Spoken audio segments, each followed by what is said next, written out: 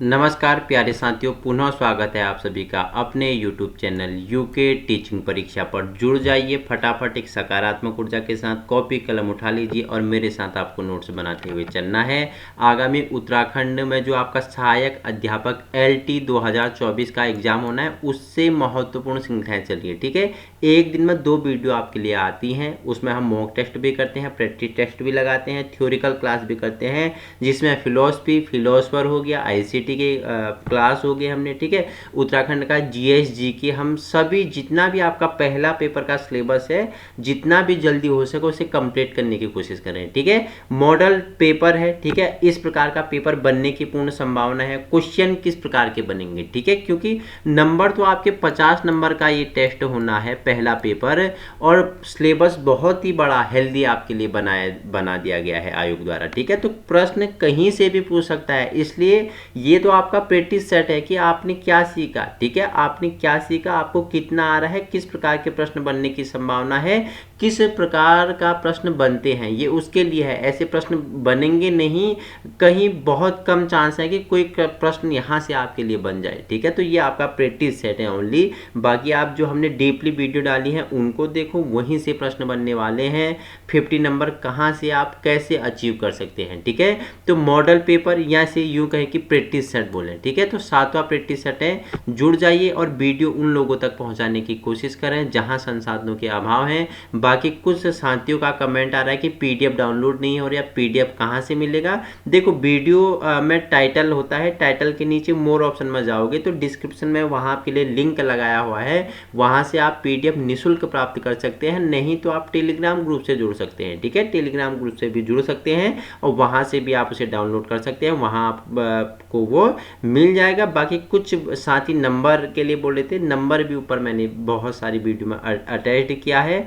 कोई भी हेल्प चाहिए तो आप व्हाट्सएप पे SMS कर सकते हैं 8954505389 पे। तो आइए ज़्यादा समय बर्बाद न करते हुए आज का model test, mock paper test लगा लेते हैं। 30 क्वेश्चन होंगे, इंपॉर्टेंट है, जान लेते हैं। क्वेश्चन नंबर पहला आपके लिए है, संवेगात्मक बुद्धि को लोकप्रिय बनाने का श्रेय किसको जाता है? इंपॉर्टेंट है, तो किसको जाता है? तो डेनियल गोलमैन को जाता है, पहले भी बताया। ठीक है, जो संवेगात्मक है, ठीक है, जो कॉग्निटिव है, जो संज्ञानात्मक बुद्धि है, ठीक है, उसको लोकप्रिय बनाने का श्रेय किसे जाता है? डेनियल गोलमैन को जाता है। ऑप्शन ए आपका क्या हो जाएगा? राइट आंसर हो जाएगा। ठीक है, क्वेश्चन नंबर 2 है आपके लिए, कोई भी व्यक्ति क्रोध करता है, ठीक है, गुस्सा करता है, यह बहुत आसान है, किंतु सही व्यक्ति के साथ सही मात्रा में, सही समय पर, सही प्रयोजन हेतु सही ढंग से क्रोध करना आसान नहीं है। उपरोक्त कथन किसका है? बहुत बार टेट की परीक्षाओं में पूछा हुआ क्वेश्चन है। ठीक है,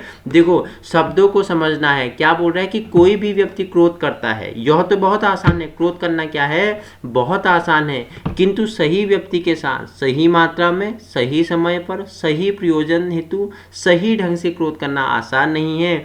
उपरोक्त कथन किसका है? तो ये अरस्तु ने कहा। ठीक है, अरस्तु का ये क्या है? स्टेटमेंट है। पूछ लेगा तो अरस्तु आपका राइट आंसर हो जाएगा। ठीक है, क्वेश्चन नंबर 3 है आपके लिए, किस विधि में उद्दीपन अनुक्रिया के मध्य होने वाले संबंधों का अध्ययन किया जाता है? तो जो प्रयोगात्मक विधि है उसमें क्या किया जाता है? उद्दीपन अनुक्रिया के मध्य होने वाले संबंधों का अध्ययन किसमें? प्रयोगात्मक विधि में किया जाता है। क्वेश्चन नंबर 4 है, राष्ट्रीय शैक्षिक अनुसंधान एवं प्रशिक्षण परिषद ने बुद्धि के शिक्षण के लिए कौन सा विभाग खोला है? ठीक है, NCERT ने बुद्धि के लिए कौन सा शिक्षण प्रभाग खोला है? तो आप बताएंगे। NCERT की स्थापना कब होती है? 1961 1 अप्रैल 1961 को होती है क्या NCERT की स्थापना? ठीक है, और NCERT के आधार पर ही SCERT, ठीक है, SCERT जो यूपी में आपका चलता है, उत्तर प्रदेश में SCERT की भी स्थापना 1967 में होती है। ठीक है, तो इसने बुद्धि के परीक्षण के लिए कौन सा विभाग खोला? तो इसने कौन सा? मनोविज्ञान विभाग। ठीक है, मनोविज्ञान विभाग, ऑप्शन 2 आपका राइट आंसर हो जाएगा। क्वेश्चन नंबर 5 है आपके लिए, निम्नलिखित में से शिक्षक केंद्रित शिक्षण आव्यूह है, तो कौन सा है? तो जो प्रभुत्ववादी शिक्षण आव्यूह है, ये क्या होता है? शिक्षक केंद्रित होता है। ठीक है, शिक्षक केंद्रित क्या होता है? शिक्षण आव्यूह होता है। प्रभुत्ववादी शिक्षण क्या आव्यूह? ऑप्शन 2 आपका राइट आंसर हो जाएगा। ठीक है, क्वेश्चन नंबर 6 है आपके लिए, व्याख्यान के दौरान संप्रेषण श्रेष्ठ होगा यदि शिक्षक तैयार किए गए टिप्पण नोट्स से पढ़ाता है, टिप्पणी या नोट्स तैयार करके आता है और उन्हें मार्गदर्शिका के रूप में प्रयोग करता है। ऑप्शन तीसरा है तात्कालिक व्याख्यान प्रस्तुत करता है। ऑप्शन चौथा है दूसरे क्षेत्रों से वो उद्धरण देते हुए तात्कालिक व्याख्यान प्रस्तुत करता है। ठीक है, तो व्याख्यान के दौरान संप्रेषण श्रेष्ठ कब होगा? जब शिक्षक क्या करेगा? दूसरों क्षेत्रों से उद्धरण देते हुए तात्कालिक व्याख्यान प्रस्तुत करेगा। ठीक है, तात्कालिक अपने क्या करेगा? अपने पढ़ाए हुए अपने कॉन्सेप्ट को, ठीक है, उद्धरण देते हुए तात्कालिक, ठीक है, वर्तमान से जोड़ेगा और व्याख्यान प्रस्तुत करेगा, तो ये उसके लिए क्या होगा? श्रेष्ठ होगा। ठीक है, क्वेश्चन नंबर 7 है आपके लिए, शिक्षण में उत्तम प्रणाली वह है जिससे प्रश्नोत्तर की आवश्यकता न हो। अध्यापक छात्रों से प्रश्न पूछे, छात्र शिक्षक से शंका समाधान करे। चौथा ऑप्शन है अध्यापक और छात्र दोनों प्रश्न पूछे। तो राइट आंसर क्या हो जाएगा? देखो, उत्तम शिक्षण प्रणाली कब है? जहां देखो टीचर भी एंड स्टूडेंट भी दोनों ही क्या हो? सक्रिय हो। ठीक है, शिक्षक भी क्या करे? तो शिक्षक, ठीक है, शिक्षक से क्या करे? शिक्षार्थी प्रश्न पूछे और शिक्षक उसका क्या निकाले? उचित समाधान निकाले और क्या करे? बालक का, शिक्षार्थी का मार्गदर्शन करे। तो ऑप्शन 4 क्या हो जाएगा? अध्यापक और छात्र दोनों क्या करे? प्रश्न पूछे, दोनों सक्रिय रूप से भागीदार हो। ठीक है, क्वेश्चन नंबर 8 है आपके लिए, विकास एवं वृद्धि है तो क्या है? एक दूसरे के विरोधी है, एक दूसरे के समान है, एक दूसरे के पूरक है, इनमें से कोई नहीं। तो विकास एंड वृद्धि, ठीक है, ये आपकी क्लास में पढ़ने वाला कोई विकास नहीं है, ये क्या है? विकास है, ये डेवलपमेंट है। ये क्या है? एक दूसरे के पूरक हैं, विकास और वृद्धि। ठीक है, वृद्धि क्या होती है? आपके शरीर के एक पहलू में अंतर, एक पहलू का बढ़ना, आपका भार हो गया, लंबाई हो गया, ठीक है, वजन का बढ़ना वृद्धि हो गया, और आपका शारीरिक हो गया, मानसिक हो गया। ठीक है, ये आपके शरीर के सभी पहलू का क्या होना? उनका डेवलप होना, उनका बढ़ना ही क्या कहलाता है? विकास होता है। ठीक है, ये आपका क्या है? ये गोला आपका क्या है? ये आपका वृद्धि है, और ये गोला भी किसके? ये वृद्धि किसके? विकास के अंतर्गत आता है। ठीक है, ये वृद्धि क्या है? एक छोटा डोमेन है। ठीक है, इसके अंदर क्या आ जाता है? सारा विकास आता है, विकास के अंदर ही क्या आता है? वृद्धि आता है। ठीक है, समझ गए हैं? क्वेश्चन नंबर नेक्स्ट है 9 आपके लिए, सामाजिक एवं संवेगात्मक विकास साथ साथ चलते हैं, यह कथन किसका है? तो क्रो एंड क्रो ने क्या बोला? जो सामाजिक एवं संवेगात्मक विकास है, ये दोनों क्या साथ साथ चलते हैं, क्रो एंड क्रो का कथन है। ठीक है, किस पहलू में मानसिक स्वास्थ्य को बनाए रखने की विधियां बताई जाती हैं? तो किस में? तो संरक्षणात्मक पहलू में क्या? मानसिक स्वास्थ्य को बनाए रखने की विधियां बताई जाती है। ठीक है, कौन से आव्यूह को सुकराती विधि कहा जाता है? तो किसे? प्रश्नोत्तर आव्यूह को। प्रश्नोत्तर विधि की रचना किसने की? सुकरात ने की। तो सुकराती विधि किससे? प्रश्नोत्तर आव्यूह को कहा जाता है। ठीक है, एक शिक्षक के लिए शिक्षा मनोविज्ञान की उपादेयता है। क्या होती है उपादेयता? क्या होती है? बताओ मुझे। स्वयं के ज्ञान व तैयारी में जानकारी के लिए, बालकों की आवश्यकता की जानकारी के लिए। ठीक है, तो आपका ऑप्शन 3 क्या हो जाएगा? राइट आंसर हो जाएगा। ठीक है, विकल्प संख्या 1 व 2 दोनों सही हैं, दोनों क्या है? 1 व 2 आपके राइट आंसर हो जाएंगे। ठीक है, क्वेश्चन नंबर 13 है आपके लिए, शिक्षा मनोविज्ञान के ज्ञान के द्वारा शिक्षक बालकों की वैयक्तिक भिन्नताओं का ज्ञान प्राप्त करता है, उचित शिक्षण विधियों का चयन करता है, कक्षा में अनुशासन बनाता है, स्थापित करता है, उपरोक्त सभी। तो तीनों ऑप्शन आपके क्या हो जाएंगे? राइट आंसर हो जाएंगे। शिक्षा मनोविज्ञान के ज्ञान द्वारा शिक्षक क्या करता है? उचित शिक्षण विधियों का चयन करता है, बालकों की वैयक्तिक भिन्नताओं का ज्ञान प्राप्त करता है, और कक्षा में क्या करता है? कक्षा में अनुशासन स्थापित करता है। ठीक है, क्वेश्चन नंबर 14 है आपके लिए, अभिवृद्धि शब्द का प्रयोग किया जाता है, किसके लिए किया जाता है? बालक के शारीरिक विकास के लिए अभिवृद्धि। ठीक है, अभिवृद्धि का प्रयोग किया जाता है। आत्मसम्मान की भावना का लक्षण ... प्रकट करती है। तो क्या करती है? जो आत्मसम्मान की भावना होती है, कौन सी अवस्था में? किशोरावस्था में करती है। ठीक है, आत्मसम्मान की भावना किशोरावस्था। ऑप्शन 3 आपका राइट आंसर हो जाएगा। देखो, स्टैनली हॉल ने किशोरावस्था को ही क्या? तूफान और तनाव की अवस्था कहा गया था। ठीक है, एज क्या है? ठीक है, कब से कब किशोरावस्था होती है? मुझे आप आयु वर्ग इसका कमेंट में बताएंगे। ठीक है, क्वेश्चन नंबर 16 है आपके लिए, बालक के मानसिक स्वास्थ्य में बाधा डालने वाले कारक हैं। तो क्या होते हैं? देखो, वंशानुक्रम का प्रभाव, ठीक है, परिवार का विघटन, ठीक है, और शारीरिक दोष, ये तीनों क्या होते हैं? बालक के मानसिक स्वास्थ्य में बाधा डालते हैं कि उसका वंशानुक्रम, उसके पीढ़ी दर से जो प्राप्त हुआ है, पीढ़ी में, उसके पहले पीढ़ी में क्या क्या चीजें थी जो उसे मिल गई हैं। ठीक है, और क्या? परिवार का विघटन विघटन भी उसके मानसिक स्वास्थ्य में प्रभाव डालता है। और शारीरिक दोष, ठीक है, उसमें क्या कोई शारीरिक दोष है, कहीं से अपंग है, दिव्यांग है, ठीक है, हाथ से क्या है बधिर है, पैर से बधिर है, कान से बधिर है, आंख से बधिर है, तो ये भी उसके क्या करते हैं, मानसिक स्वास्थ्य में बाधा डालते हैं। ठीक है, क्वेश्चन नंबर आपके लिए 17 है, विद्यालय से पलायन करने वाले बालक के अध्ययन की सबसे उपयुक्त विधि है, तो कौन सी है, तो केस स्टडी विधि। सबसे उपयुक्त विधि क्या है, केस स्टडी विधि है। जब आप क्या कर रहे थे, बीएड कर रहे थे, आप जब एक क्या थे, एक प्रशिक्षु थे, जब आप प्रशिक्षण ले लेते तो आपने तब बच्चे की केस स्टडी की होगी। ठीक है, आपने बच्चे की क्या की थी, केस स्टडी। बच्चे के बारे में पूरा जानना होगा, उसका नाम क्या है, उम्र क्या है, ठीक है, कौन से सब्जेक्ट में उसका इंटरेस्ट है, माता का नाम, पिता का नाम, कहाँ से आता है, कौन से सब्जेक्ट उसे अच्छे लगते हैं, ठीक है, उसे क्या खाना अच्छा लगता है, क्या खाना अच्छा नहीं लगता है, उसके मित्र कैसे हैं, इन सभी के बारे में बच्चों के, ठीक है, बालक के अध्ययन का सबसे उपयुक्त विधि पूछेगा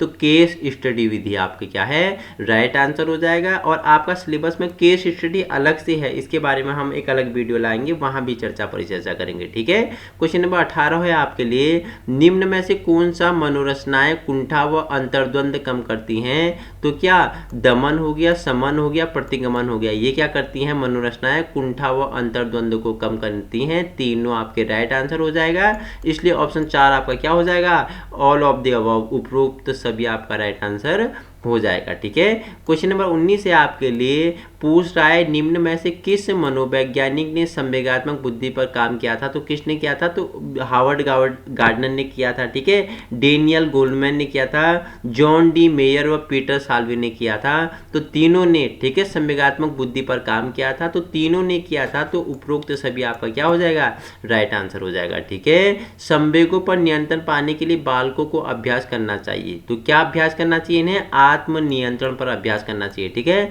संवेगों पर अगर नियंत्रण पाना है तो बालकों को किस चीज का, अपने आत्म नियंत्रण का क्या करना चाहिए, अभ्यास करना चाहिए। क्वेश्चन नंबर 21 है आपके लिए, बालकों को कक्षा में नियमित आने के लिए प्रेरित करने का उपयुक्त सुझाव क्या है, तो प्रोत्साहन देना, ठीक है, पुरस्कार देना। बालक क्या होते हैं, बालक कक्षा में नियमित रूप से आए, इन्हें प्रेरित करने के लिए क्या उपयुक्त सुझाव क्या है, प्रोत्साहन है। ठीक है, एक अध्यापक श्रव्य दृश्य शिक्षण सामग्री के प्रयोग से अपने अध्यापन को सरल बनाता है, रोचक बनाता है, प्रासंगिक बनाता है, वह मनोरंजक बनाता है, तो क्या बनाता है, यह रोचक बनाता है। ठीक है, चारों में से बेटर, सबसे अच्छा आंसर क्या है, ऑप्शन 2 है, एक शिक्षक, एक अध्यापक श्रव्य और दृश्य सामग्री, ठीक है, टेप रिकॉर्डर हो गया, टीवी हो गया, प्रोजेक्टर हो गया, इसके द्वारा शिक्षण सामग्री के प्रयोग में अपने अध्यापन को क्या बनाता है, अधिक रोचक बनाता है। ऑप्शन 2 आपका राइट आंसर हो जाएगा। ठीक है, क्वेश्चन नंबर 23 है आपके लिए, परिवार बच्चे को निम्न